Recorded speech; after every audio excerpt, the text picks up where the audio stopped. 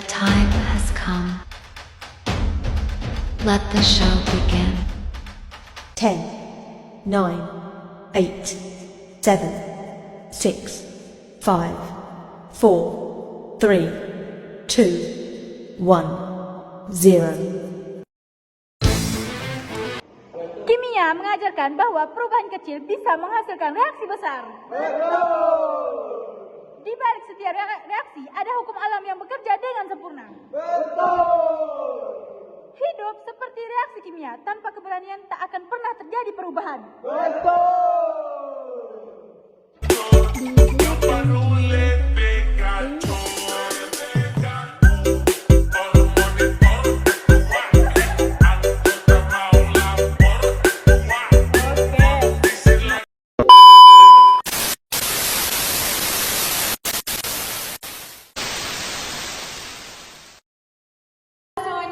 Selamat datang di podcast yang bakalan nemenin perjalanan kalian dalam mempelajari kimia dalam pertambangan. Saya Ananda Laura. Di podcast kali ini kita bakal bahas materi tentang kimia dalam pertambangan. Tapi bentar dulu nih, saya gak sendirian, tapi ada... Hai, nama saya Cynthia. Hai, saya Mamindo. Hai, nama saya Sidil. Dan saya Lukman Lati menemani podcast kita hari ini. Dari yang pertama, saya menanyakan dulu nih, bisa gak kamu jelaskan konsep dasar kimia? Terima kasih pertanyaan dari orang. Sebelum masuk ke pertambangan, kita bahas dulu konsep dasarnya. Zat adalah sesuatu yang memiliki massa dan menempati ruang. Dan unsur adalah zat murni yang hanya disusun dari satu jenis atom seperti emas, besi, dan tembaga. Dan yang ketiga, senyawa adalah gabungan dua atau lebih unsur yang terkait secara kimia, contohnya silikon dan dioksida, CO2 dan tembaga sulfida, CU2S. Dalam pertambangan, hal ini sangat penting karena bahan tambang bisa berupa unsur maupun senyawa. Kamu kan sudah menjelaskan konsep dasar dari kimia. Sekarang saya minta kamu sebutkan zat-zat apa saja yang ada dalam pertambangan zat kimia. Zat yang ada dalam pertambangan yaitu zat kimia yang digunakan untuk mengekstraksi, memisahkan, mengolahkan dan memurnikan mineral. Dari bantuan zat-zat ini bisa berunsur senyawa maupun campuran kimia. Contohnya zat kimia untuk ekstraksi dan pemisahan digunakan untuk mengambil mineral berharga dari bibitnya, seperti sianida digunakan pada pertambangan emas dan perak. Proses sianida untuk melakukan logam emas dan biji. Asam sulfat digunakan pada proses dicing, tembaga nikel, dan uranium. Dan yang ketiga, merkuri Hg digunakan pada penambangan emas skala kecil untuk membentuk amalgam dengan emas. Dan yang kedua, zat kimia dalam pengolahan dan pemurnian berfungsi meningkatkan kadar mineral seperti kapur, mengatur pH dan memproses volatasi dan pengolahan limbah. Dan natrium hidroksida digunakan dalam pemurnian boksit menjadi alumina, proses fire. Dan yang ketiga, flotator, batu pemisahan mineral dan berdasarkan sifat permukaannya. Dan yang ketiga, zat kimia sebagai bahan peledak digunakan untuk menghasilkan bantuan seperti aluminium nitrat, bahan utama amfoh, amonium nitrat, oil. Dan yang kedua, nitrogen C3 dan H5N3O9 digunakan dalam dinamit. Dan yang terakhir, nomor 4, zat kimia dalam pengolah limbah tambang digunakan untuk mengurangi dampak lingkungan. Kapur menempelkan air asin tambang, polimer pelukan mendapat partikel halus dalam air limbah. Nitrogen dioksida mengoksidasi zat beratur. Jadi itu ya zat-zat kimia dalam pertambangan. Tapi saya ada mau nanya nih, yang materi pertama zat kimia untuk ekstraksi dan pemisahan. Di situ kan ada asam sulfat yang kamu jelaskan. Itu ada digunakan pada proses leaching. Proses leaching itu apa sih? Proses leaching itu seperti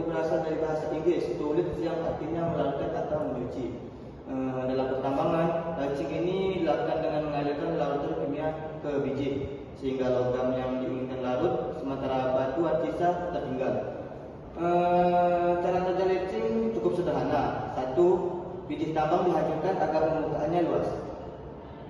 Yang kedua, biji disiram atau direndam dengan larutan kimia. Dan yang ketiga, logam larut dalam kelarutan.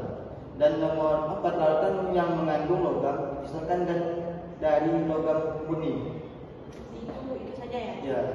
Baik, terima kasih. Ada lagi juga banyak. Oke, tadi kan zat sudah dijelaskan oleh Ungan. Sekarang saya mau nanya kepada Syedil nih, unsur-unsur kimia dalam pertambangan itu ada apa saja? Baiklah, saya akan menjawab unsur-unsur dalam pertambangan itu terdapat 4 macam. Yang pertama, unsur logam utama. Unsur ini memiliki nilai ekonomi tinggi dan menjadi tujuan penambangan. Yaitu terdapat beberapa macam seperti emas yang biasa sering digunakan sebagai perhiasan elektronik investasi. Yang kedua, terdapat perak yang sering digunakan untuk elektronik, fotografi dan perhiasan. Yang ketiga, tembaga yang sering digunakan untuk kabel listrik dan alat elektronik. Yang keempat, itu terdapat besi yang sering digunakan untuk bahan baku baja. Yang kelima, aluminium yang sering digunakan untuk industri transportasi dan konstruksi. Yang keenam, nikel yang sering digunakan sebagai baterai dan bahan baja tahan karat. Yang keenam, timah, solder pelapisan logam. Yang ketujuh, seng, galvanisasi panduan logam. Yang kedua, terdapat unsur non-logam digunakan dalam industri dan proses pertambangan, yaitu terdapat 5 macam. Yang pertama, karbon, terdapat dalam batu bara dan bahan bakar. Yang kedua, sulfur yang sering digunakan dalam bahan baku asam sulfat. Yang ketiga, fosfor yang sering digunakan untuk pupuk. Yang keempat, oksigen, proses pembakaran dan oksidasi. Yang kelima, hidrogen, reaksi kimia dan energi. Yang ketiga, unsur metaloid memiliki sifat antara logam dan non-logam, yaitu terdapat 2 macam. Yang pertama, silikon, yaitu bahan utama pasir kuarsa dan kaca. Yang kedua, arsen, sering muncul sebagai unsur ikutan, yaitu harus dikendalikan karena beracun. Yang keempat, unsur tanah jarang yang biasa disebut rare element, sangat penting untuk teknologi modern, yaitu terdapat 3 macam. Yang pertama, neodymium, yaitu magnet kuat. Yang kedua, lanthanum, baterai dan katalis. Yang ketiga, cerium, pemoles kaca. Oke, di penjelasan kamu ini kan ada 4 unsur. Saya mau nanya, di unsur metaloid dan unsur tanah jarang itu? Baiklah, saya akan menjawab kenapa disebut unsur metaloid ya. Kata metaloid berasal dari metal yang sama dengan logam, oid yang itu seperti mirip atau menyerupai. Jadi, metaloid adalah unsur yang sifatnya setengah logam dan setengah non-logam. Alasannya disebut metaloid secara fisik kadang mengkilap seperti logam. Yang kedua, secara kimia tidak sepenuhnya seperti logam. Yang ketiga, daya hantar listrik sedang, tidak sebaik logam dan tidak seburuk non-logam. Yang kedua, kenapa disebut unsur tanah jarang yang biasa disebut rare earth elements? Alasan disebut tanah jarang yaitu terdapat 3 alasan. Yang pertama, dulu ditemukan dalam bentuk oksida. Oksida disebut tanah oleh ilmuwan lama. Yang kedua, sulit dipisahkan, bukan karena sangat langka, yaitu unsurnya tercampur satu sama lain di alam. Yang ketiga, jarang ditemukan dalam bentuk murni, biasanya menyatu dengan mineral lain. Jadi, jarang lebih kesulit diproses, bukan berarti jumlahnya sangat sedikit. Nah, itu. Unsur kan sudah dijelaskan oleh Syedil. Selanjutnya senyawa. Saudara Mindo boleh dijelaskan senyawa kimia dalam pertambangan? Oh, boleh. Nah, di dalam pertambangan ini ada 3 jenis senyawa kimia nih. Nah, kita bahas satu persatu. Yang pertama, senyawa kimia yang menjadi bahan tambang atau biasa disebut sebagai mineral. Senyawa ini merupakan bentuk alami unsur di dalam batuan. Yang pertama ada reumatit atau Fe2O3 yang menjadi biji besi. Ada juga yang bertipe magnetit. yaitu Fe3O4, sama aja dia menjadi biji besi. Ada boksit Al2O3 XH2O sebagai sumber aluminium. Ada kalkopirit atau CuFeS2 sebagai biji tembaga. Ada galena atau PBS biji timbal. Ada sphalerite, ada kasiterit, ada kuarsa. Kuarsa ini menjadi sebagai bahan kaca. Dan yang kedua, adanya senyawa kimia dalam proses pengolahan tambang atau biasa digunakan untuk mengekstraksi dan memurnikan logam. Yang pertama ada asam sulfat H2SO4 yang digunakan sebagai penyediaan tembaga dan nikel. Ada sebagai natrium cyanida atau NaCN digunakan sebagai interaksi emas dan perak. Ada natrium hidroksida atau NaOH digunakan sebagai pemurnian boksit, dan ada kalsium hidroksida atau CaOH 2 kali, yaitu sebagai pengaturan pH dan netralisasi limbah. Ada aluminium nitrat atau NH4NO2 sebagai bahan peledak. Nah, yang ketiga nih, ada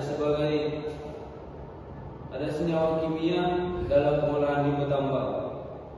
Ini yang paling berfungsi sebagai mengurangi dampak lingkungan. Yang pertama ada kalsium karbonat atau CaCO3 untuk menetralkan air tambang.